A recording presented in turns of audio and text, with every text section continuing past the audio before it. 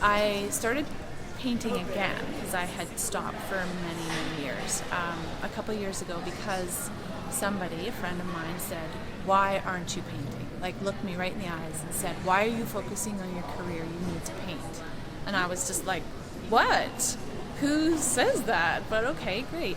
And he kind of knew that that was where my talent was, and I was sort of surprised that someone else had noticed it. So I trusted that encouragement and that direction, and got my paints out again and started working on stuff.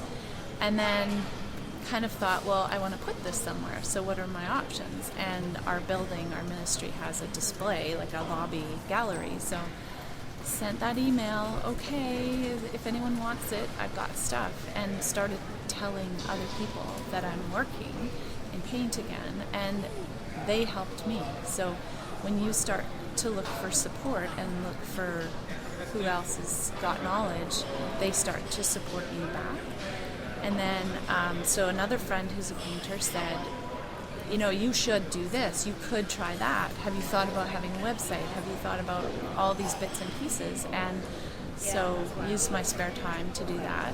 I don't watch TV. I don't have any extra time for frivolous stuff. I do a ton of reading. But so anyway, then I was at a silent auction, and there was someone who was offering coaching sessions.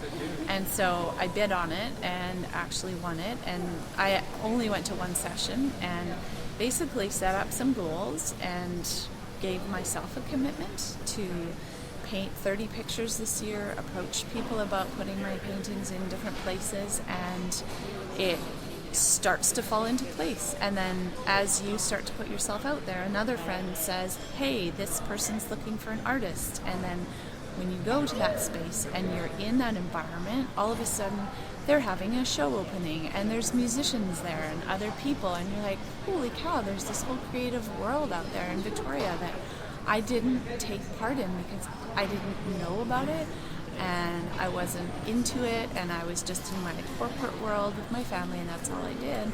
And as you start to sort of spread your wings and get out into the world and get bigger, you start to attract it to yourself. And then all of a sudden it's like a snowball, and you're booked and you're working hard to keep up with your bookings, and all of a sudden you're down the road, and you actually have to try to rein it in a little bit so that you have capacity to deal with your own success, I guess.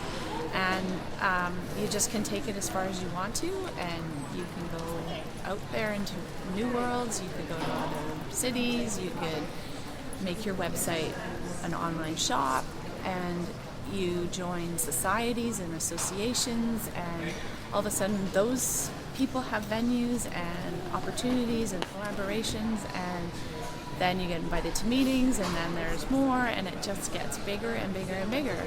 And I've said this to other people who have asked me for advice in their career. I said, just make it your all. Make it your new hobby. Turn it into your passion, and it will fuel itself, and all of a sudden it's what you're looking for. As long as you know what you want, and it's so important to you, and you make it your life, it will come back to you. You don't have to put as much effort in. After a while, it just starts to happen.